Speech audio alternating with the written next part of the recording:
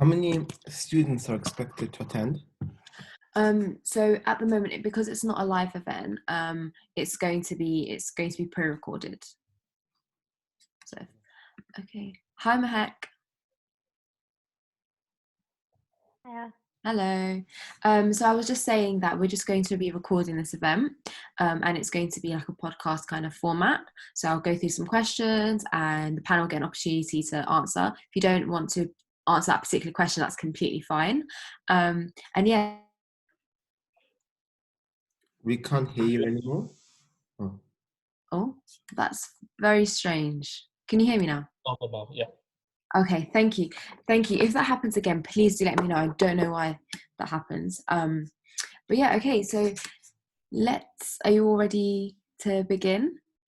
Okay, cool. Let's get straight into it. So, welcome. Today I have an amazing panel with me here today to kind of give us an insight into securing and converting spring weeks. The panel is completely amazing, and they've secured successful spring intern and spring weeks, and they'll hopefully share their experiences on how they prepared, secured them, and performed highly during their internships to obtain a summer internship offers for the next year. Would you all like to introduce yourself, maybe the firm that hopefully you'll be working at? Ishmaeel, do you want to begin? Yeah, sure. So my name's Ishi. I'm studying physics at Durham University. I got spring week offers from Morgan Stanley, JP Morgan, and Lazard, and I'm currently set to intern at Lazard next year.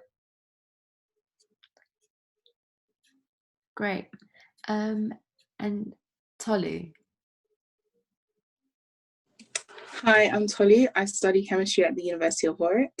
I've currently secured internships at Morgan Stanley and KPMG, and I'll be working in Morgan Stanley next summer.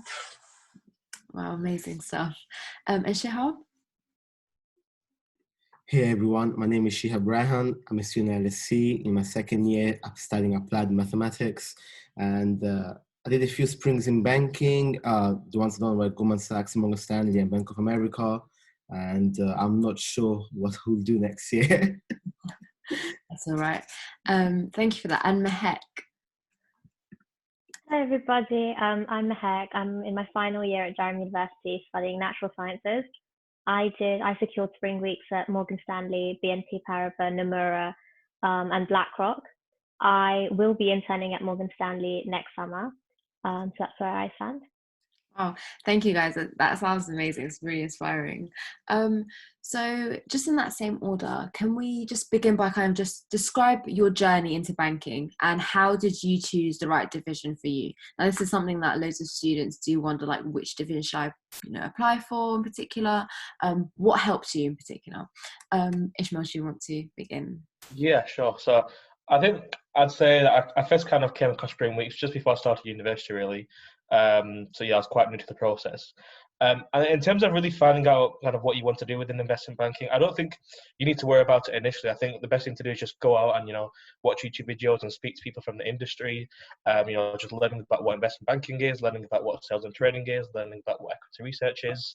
And if you don't have a preference at that moment in time, that's absolutely fine, because when you go on spring week, for example, at my spring week at Morgan Stanley, you get to learn about each different division. And then from there, you can decide which one is your favourite. I think for me, along the year, I decided that investment banking was the one that I wanted to pursue for many reasons. And I probably said the main one is that I quite like the project aspect of it. And that's something that I get in my degree in physics when I'm working in labs. So I quite like how that married over. But at this initial stage, don't worry about it at all. Just do your research about the divisions and then you can kind of take it from there.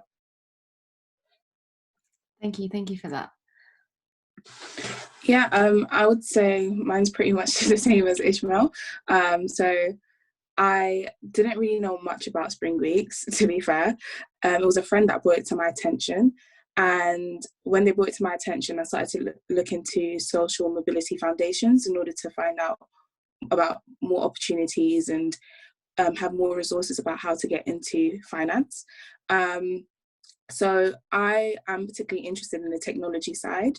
And that came about by doing a assessment that had to do with coding within chemistry, and I absolutely fell in love with it. So it was just about finding places where I could collaborate with others and also learn code. And I feel like going to events outside, like banking events, helped me narrow down the fact that I wanted to work in finance and wanted to work in the technology sector.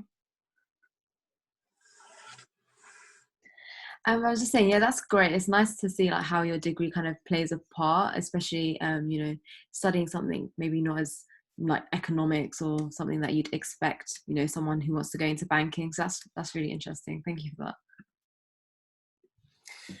For me, I would say my journey into banking started through attending events. So at LSE, we have like a few career events, and I attended this banking and finance event, and that's how I got to know more about the industry. And I met a few people, and that led me to apply to Inside Days at these banks. And it was through these insights that I was able to understand more about what is investment banking. I didn't even know the difference between investment banking and you know, retail banking, essentially. So I understood all of that by attending such Inside Days. And so that was my journey. And to understand what division, it was all about, you know, attending these events, and also just tons of research online, you know, just understanding the key differences of each division, the working hours of each division as well, because, you know, working life balance is important to me. And then yeah, through these two, I was able to understand, you know, like which division I'm most interested in. Thank you. And Mahek? So I think what everyone said, I think it stands true for a lot of people. I ended up applying, so I knew I wanted to do something corporate, and so I kind of applied to the spring weeks just because everyone else was, and then it turned out, and then I did a lot more research during the application into, you know, what was investment banking, and realized that this was something that I could really enjoy. I think, you know, the spring weeks are there for you to learn more about it. So, you know, they don't expect you to know everything there is to know in the bank, but it can be really useful. There's a couple of great YouTube videos that really explain, you know, what a bank does, what different roles do, and that really kind of opened it up for me. Yeah, thank you. That was very interesting. I think the main two things that I've got out is that research, attending events, and just using different resources that you can find readily available online. I think sometimes it's easy to kind of like underestimate the power of things like YouTube and how that can really teach you a lot about an industry, especially during a time like this where maybe in-person events and speaking to people in person is a bit more difficult. Oh yeah, so thank you about that. Moving on to, I guess, like the application process. What was probably the most difficult part of this, of the application processes, and what did you kind of do to overcome this challenge? So was it kind of like this knowledge deficit? Was it maybe some of the psychometric testing or the video interviews? What are your views?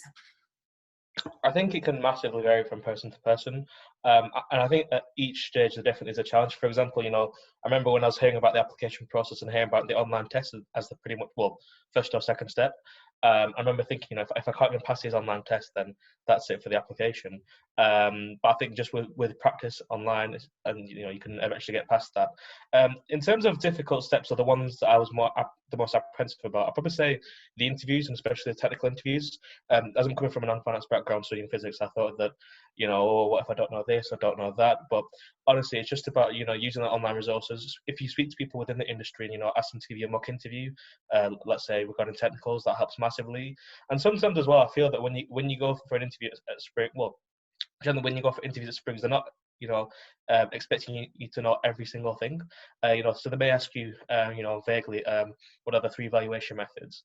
But I think it's unlikely that they'll say, okay, walk me through in detail, let's say the 6 steps of a DCF or something like that. So I think the technical interviews are something that I was apprehensive about, but I think with practice, you'll get there in the end.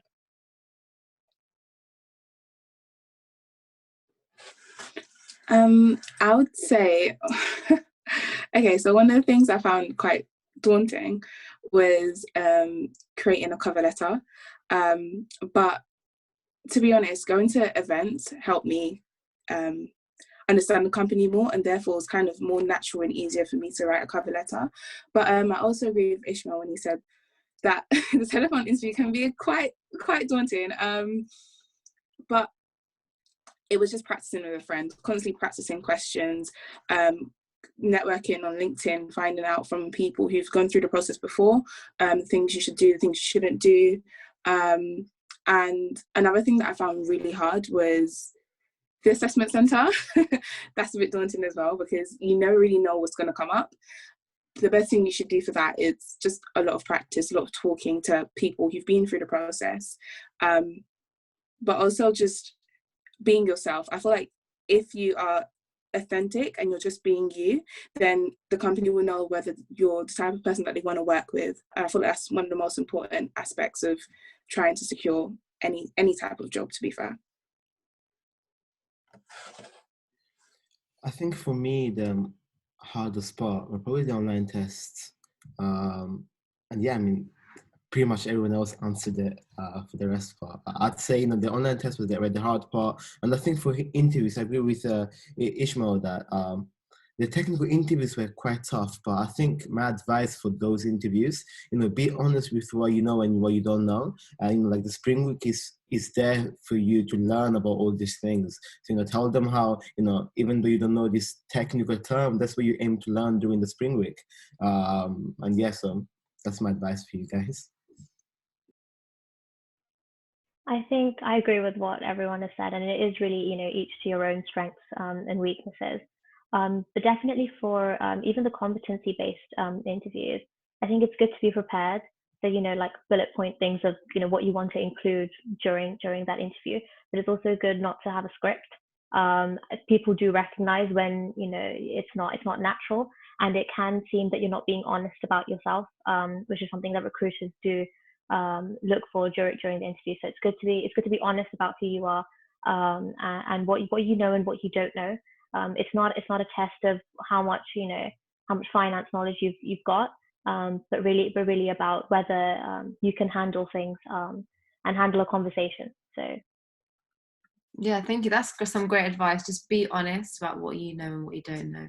I think what we also kind of got out of just listening to you all is that the fact that you all found something different, difficult, which is different from everyone else. So I guess that goes to say that not everyone's going to find a certain thing easy or particularly hard, but it really does depend on the person. And regardless of what you found difficult, you guys still managed to secure Spring Weeks. So there's always a way to overcome these challenges through talking to people on LinkedIn, as you guys previously mentioned.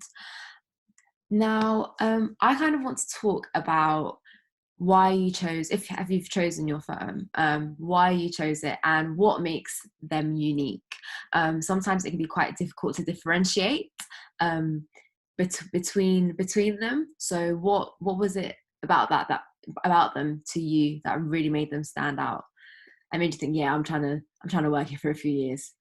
I think the benefit of doing a Spring Insight somewhere is that you get to spend between, let's say, 2 and 5 days at that firm, probably virtual for you guys again this year, like what's for us.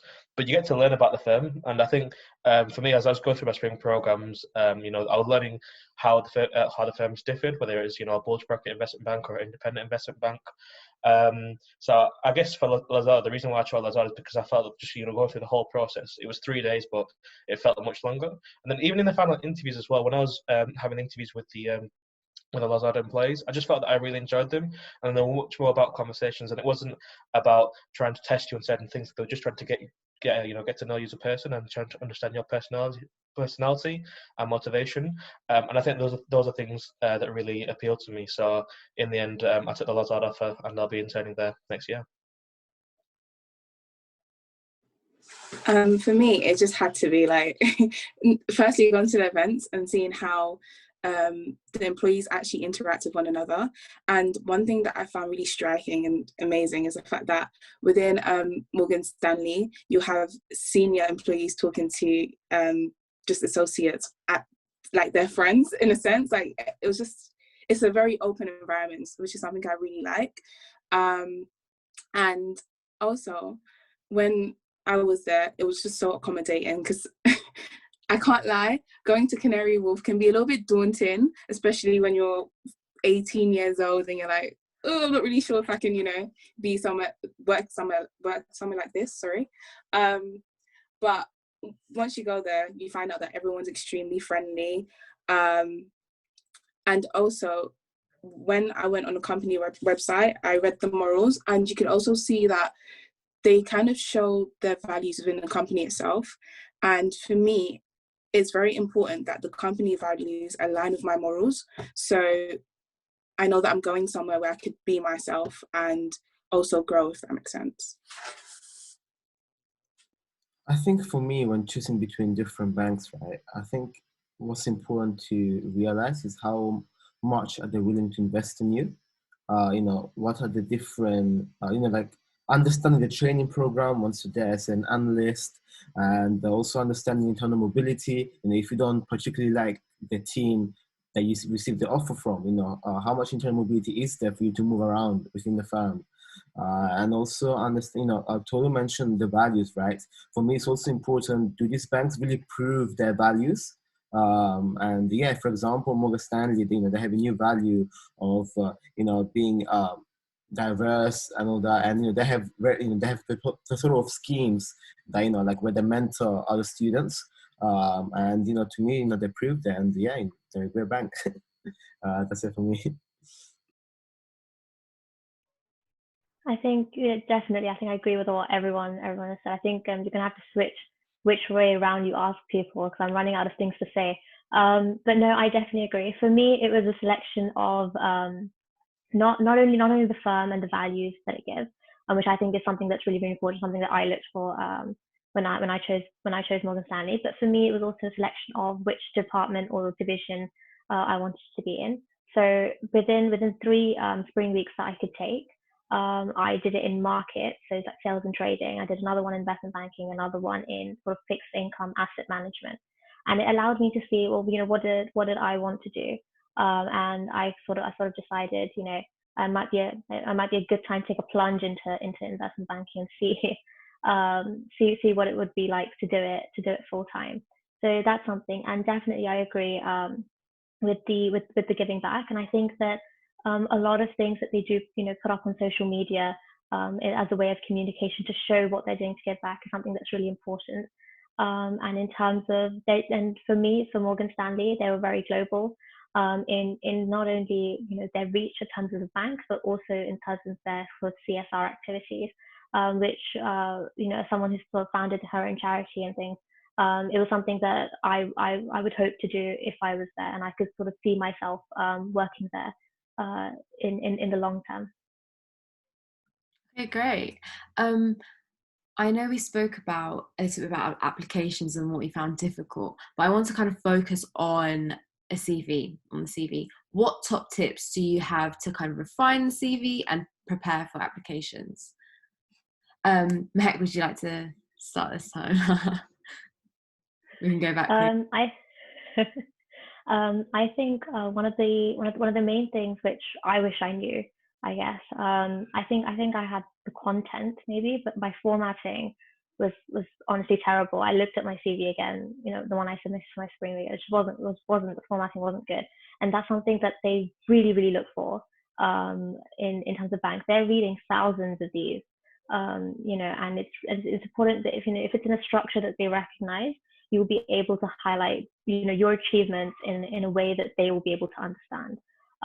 So definitely, and putting in facts and figures within the roles that you might have taken, whether they be at school, at university, in societies and whatnot. Really, really, really, pushing them out to say, okay, if you're increasing engagement at your society, or if you organize an event for how many people, and relating it back to the skills that the banks are looking for. They don't expect you to have years of experience. They do understand that you're obviously new to the industry, but showing that you're interested in finance or within that division is something that's quite important. Yeah, I think you mentioned a really important point about tailoring the CV to the specific competencies that they look for. I think it would also be worth maybe checking on their websites or their career websites if they have a list of those competencies, so that you could maybe focus on them. Shihab, would you like to go next? My main advice when it comes to CVs is, for example, for the bullet points that you write under your work experience and extracurricular activities, really make sure that those bullet points are straight to the point, and make sure to talk about the impact you've made at the firm rather than just describing your, like daily tasks they had to do. Tell them, have it like a structure that says you achieved something measured by something by doing X task. I think if you have like this particular structure, it helps you, go straight to the point. So yeah, keep it concise, go straight to the point, and and have like a little box where you talk about your skills, perhaps technical skills, and also interest, perhaps outside of finance as well. Because in some of my interviews, I ended up spending like 15 to 20 minutes in the Q&A just talking about my interest, really. So that was quite cool. But yeah, that's my advice for you guys. Yeah, I agree with what everyone said so far. So from a technology perspective, I would say it's very important to write about what you do outside that is technology based. Pick up a few projects and put that down in your CV. I have a bit in my CV that talks about all the hackathons I've been to, and also it's very useful to also put down any modules that have to do with the kind of division that you want to go into. So anything that might be useful to that division, you might want to put it down on your CV and highlight it. Yeah. I think I'd mainly echo what Shihab said about having the interests. If you gave a CV to a firm and it was just all economics based, all finance based, they're going to think, but what else is this person about? That's why I think, have at the bottom, like if you've got a section where it's just focusing on your interests, whether that's a certain club that you're part of at university or, a certain sport that you're into. So I'm really into football, I'm into rugby, I practice martial arts. Those are all things that are on my CV because, like Shihab said, when you get to interviews, they may just, if they see, okay, this person supports this team, they may ask you, okay, what do you think about the game on the weekend? That can happen. There can be, it's really spontaneous. So I would say make sure that you're not just going all, really hardcore about the finance. Make sure that you're diversifying it with many different things. Yeah, that's great. I think that links very well back to the, be yourself, be very authentic and be genuine, because that can get you far. They're looking for humans to work with, So yeah, thank you for that. Okay, now I want to touch upon the actual spring week itself, the structure of it, and maybe how did this change? How the structure changed because of COVID? So yeah, Mahek, would you like to begin? So I'm very pre-COVID here with the spring weeks. I did them very much in person. Although I think perhaps what would be different, obviously in COVID, is that we, even when we were there, we weren't actually allowed for the most part to shadow, sort of for, even for a few hours. So actually, the rest of the activities, they were sort of just in groups of other people doing the spring week. So that was really good. I mean, I really enjoyed it, regardless of the shadowing, because it really is about the networking and the opportunity to ask questions and to understand what, I guess what goes on. I didn't really know what investment banking was, if I'm going to be completely honest here. So it was a great opportunity for me just to learn a little bit more about what goes on, about what the lifestyle is like, how career progression works, and sort of how people interact. I think most spring weeks are pretty well structured as well. So they'll have sessions ranging from a broad range of things, from sort of just networking with your peers, to Morgan Stanley associates and analysts for the MS one, but also sort of managing directors as well. So you can get a broad range of ideas and activities. I think in terms of COVID and from what I've seen, I think that it hasn't been an easy transition, but hopefully there'll be a lot more sort of greased up for the spring weeks in 2021. But definitely making the most of it in breakout rooms or other facilities that they have, in asking questions and also reaching out afterwards with follow up to keep in touch. It's not about hardcore networking. It's about very simple sort of human connections and making that relationship, and that's really what makes it count in the long run. For me, the structure of the spring weeks in how they were because of COVID, so I did them this past year, They all went virtual, and they were shorter, first of all. And even the divisional specific spring weeks, they became more of, you could have shadowed in every division virtually. So that was quite nice. I got to understand more about the other divisions as well, rather than just the division I applied for initially. And the other thing that was different compared to the in-person spring weeks was that the conversion interviews that happened for some of them, they happened quite late. I think just last week I had my last one for one of the springs. Whereas for the in-person spring weeks, usually you would have them on the last day of your spring week or like a few weeks after that.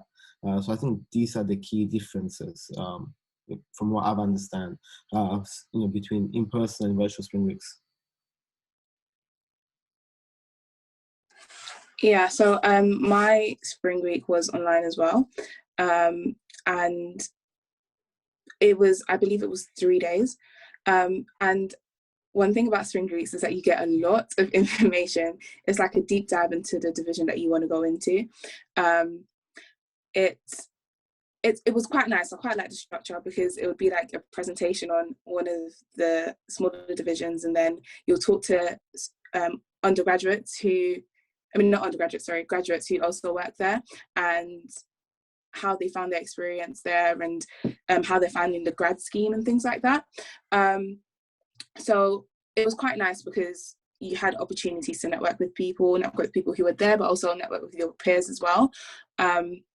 And it also made you really realize whether you wanted to go into said company and said division, and also what smaller division that you want, so what team you wanted to work for, which is also very important.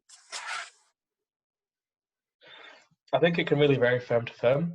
But I think for Lazard, I didn't really feel that I, missed anything out.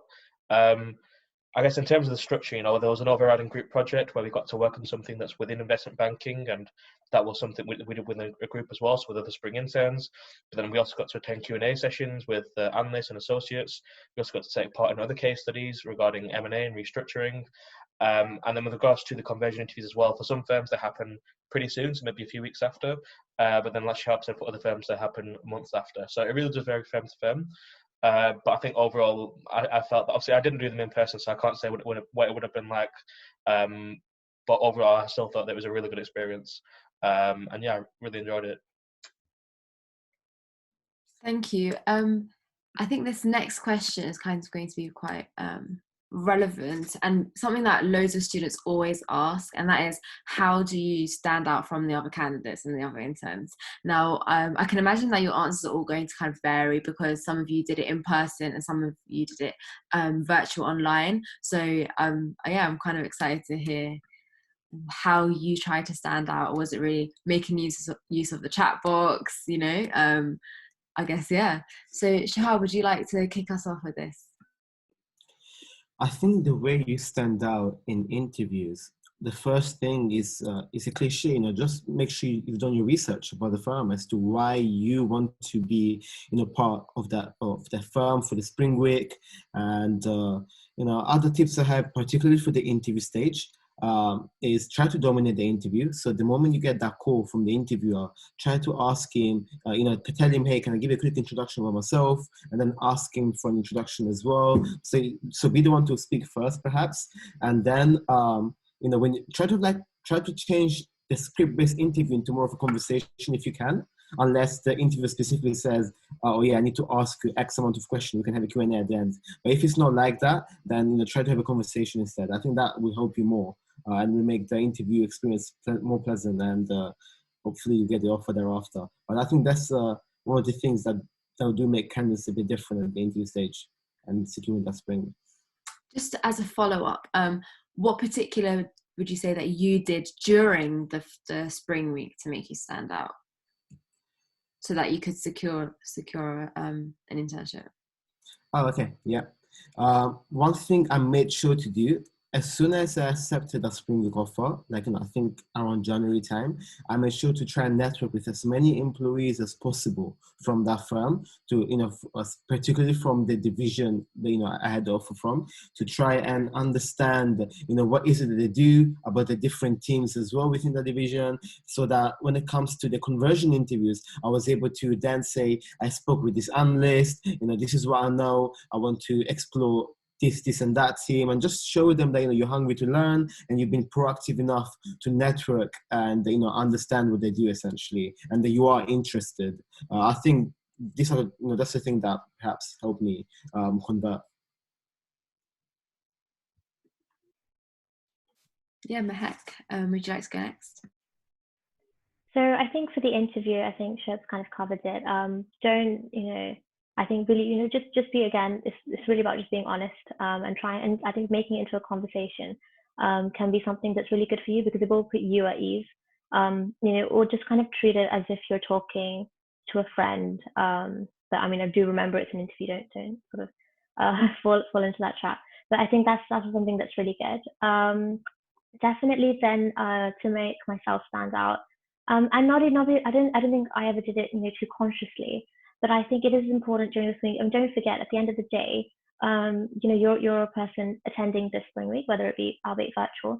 Don't forget kind of basic etiquette. And just kind of saying thank you, whether it's a follow-up email or a thank you during the session, or whether it's letting other people speak and facilitating conversation without being overbearing.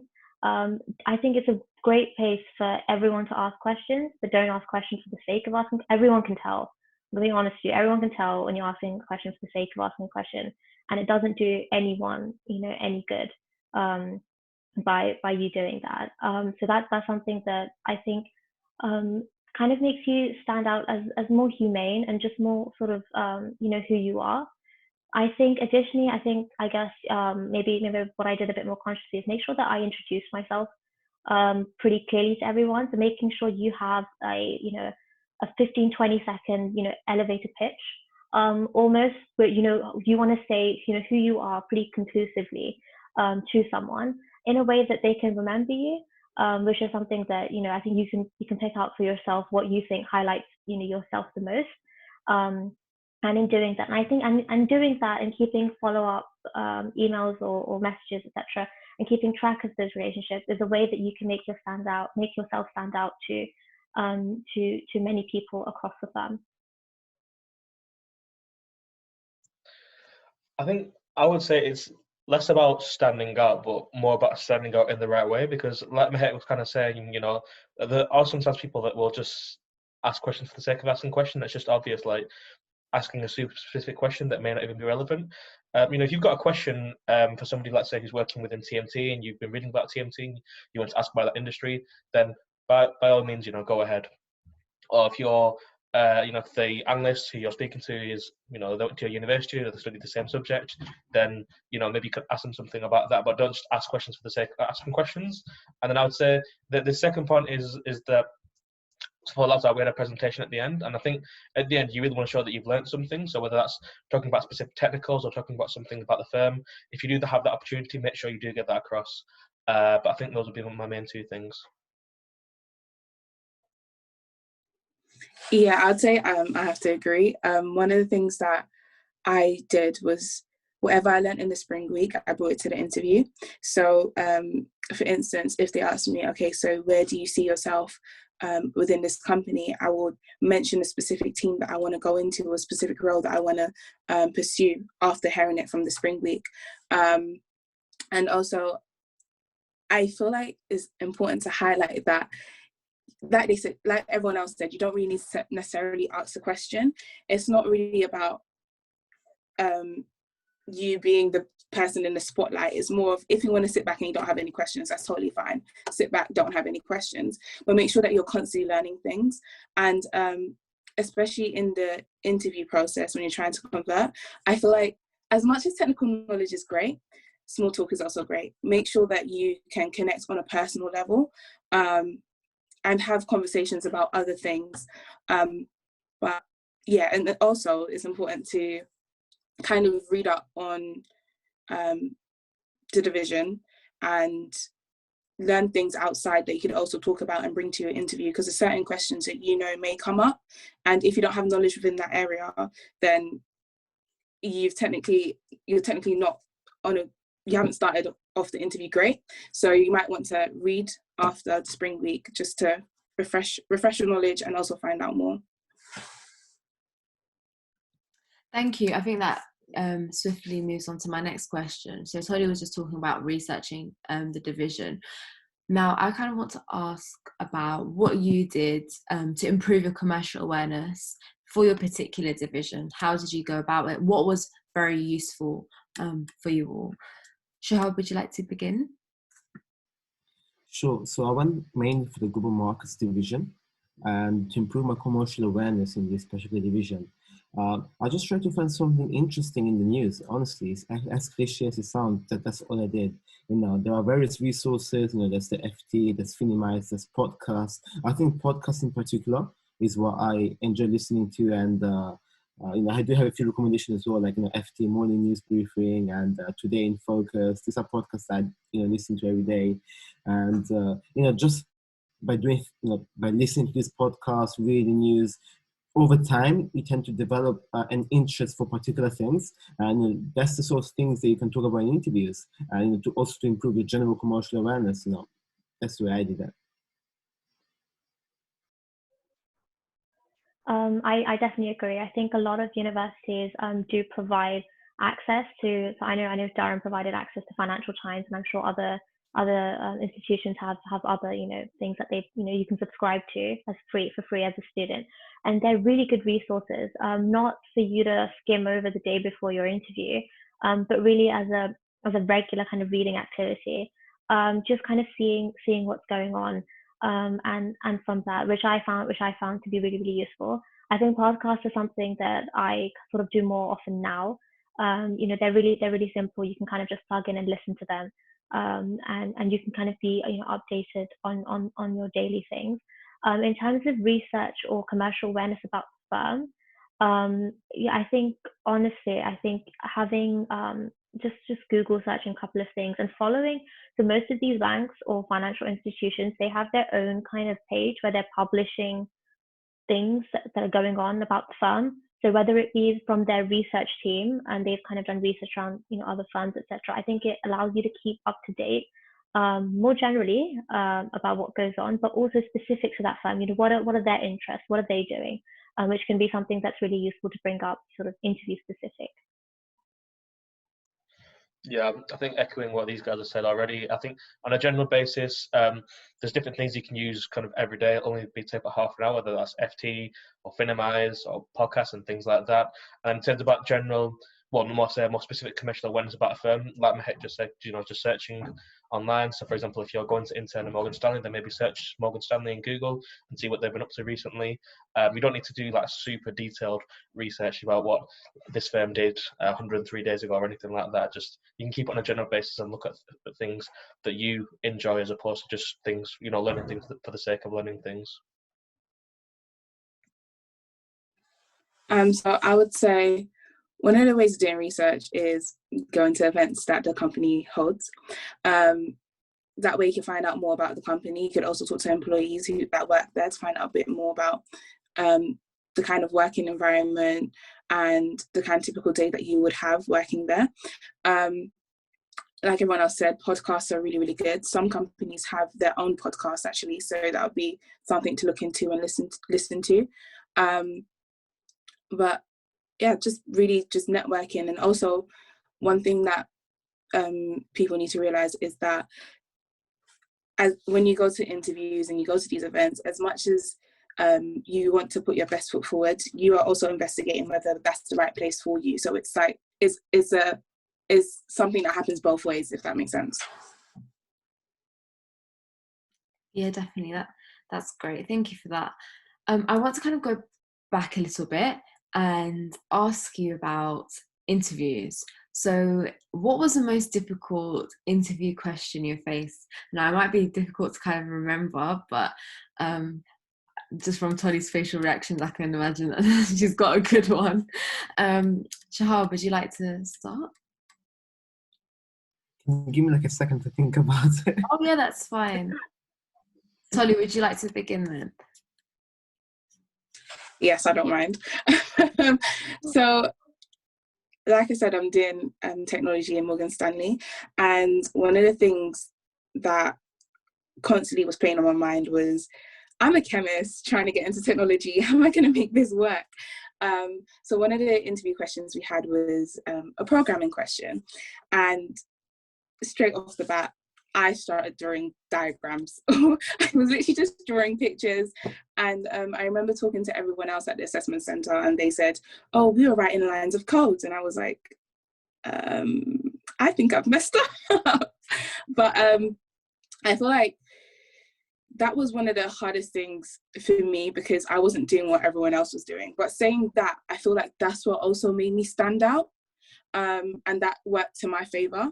So I did find that hard, because I feel like I wasn't answering the question at all.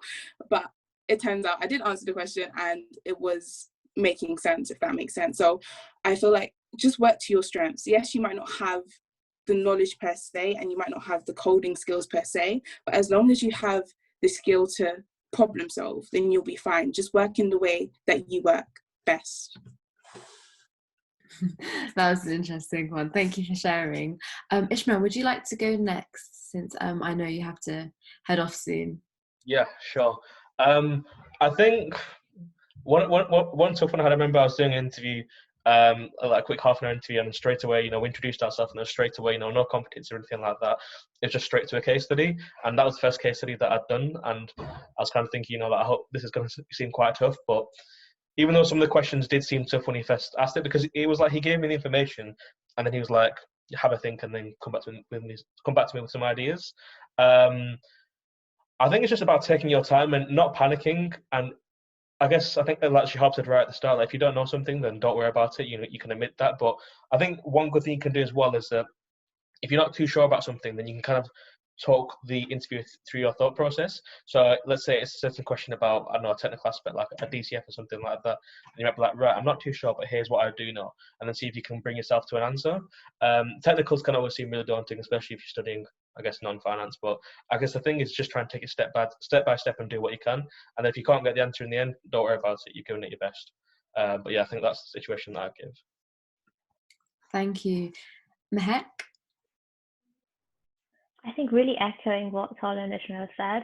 I think when Tolu spoke about, she's being a chemist doing coding, I had similar things. So I major in computer science, and I got asked to value a company. I didn't know how to start valuing a company, and I think the most important thing is I told the interviewer, I was like, I'm a computer scientist by background, and I've never valued a company before. And I kind of just went about it with my thought process. But I think, as Ishmael said, I walked the interview through what I was thinking at every step and why I was taking the steps I was. Although I don't remember what I said, but I don't think it was particularly conventional. But I think allowing me to obviously walking through what I was thinking while I was doing it allowed him to see, okay, well, I hope I was on the right lines to how someone may do it. Thank you. And Shihab? I was just going to add that I believe the simplest questions, the question that you expect, can be also the toughest ones if you don't have a structure on how to answer them. I think one of my first interviews, what I found tough was actually a question that I knew I was going to get asked, which was, tell me something interesting in the news. And when I answered that question, he asked me a follow-up, which was, how do you think that relates back to our firm? And that's where I was stuck. I didn't really prepare. I didn't talk about news that could then relate back to the firm. I couldn't think about the logical step on that, and I think that's what I found hard. So essentially, if you prepare properly, I think you can avoid that situation. So yeah, best of luck, guys. Thank you. Okay, so now we're going to move on to our final kind of question, and I want to hear from you all. What are your final tips for students? And maybe what's the best piece of advice you received? What would you like to pass on to, new potential applicants? Ishmael, would you like to begin? Yeah, sure. One thing I always tell people, it may seem a bit weird, but I think when you go through the spring process, if you can, try and find somebody else to go through it with. Not just somebody who you can talk to about spring, but also a friend as well that you can talk about other things. And the reason why that's helpful is because you can keep each other up to date with, when you're applying to the springs, what the tests were like, keep each of the mock interviews, and it does definitely give you more confidence to go through that process with somebody. So yeah, I think that would be the main thing. Somebody that you can class as a friend, but also somebody that you can go through the process with. That would be my main piece of advice. Nice. Tolu, what about you? I would say be yourself, and also just apply anyway. Like, there's been times when I feel like, okay, I can't do this. I don't feel like I have the expertise to do it, but just apply anyway, because you'll never know. And also, it's not a competition between you and someone else. Everyone could win. So try and help like your peers out who are also doing a spring week with you, or who also want to do these applications with you. Help them out too. Because along the way, you never know when you might need someone and someone might need you, and it can help you out in the future. So yeah, constantly talk to people, network, and apply to everything, even if you don't fit every single point on the job spec. That's some great advice. Mahek? I think definitely agree with what's already been said. I think my final tips are sort of just again be honest and be yourself during the process, during the spring week, and moving forward. I think it will really make a big impact. And I think also get involved and give back. I think that is something that's really important. You're not kind of just M&A all day sort of attitude, but also that you're getting involved and you're giving back to where you are. So if you're in your university, or if you're in your community, you're giving back, because that's something that people do when they go to these funds as well. So if you're kind of showcasing what they want already, I think it can make a big impact there as well. But also, I guess just as my last point, please don't burn out. I think a lot of people become quite obsessed with the application of spring weeks, and I just know, even with grad jobs now, I think it's a whole feat in itself. Do take time out for yourself, and do give the test, do give the interviews, relax. Take 20-30 minutes before your interview or test, and just take time for yourself and relax, because I think you want to come across as a natural than over prepared. Yeah, thank you. I'm so glad you mentioned that, because I think that's one thing that's very important.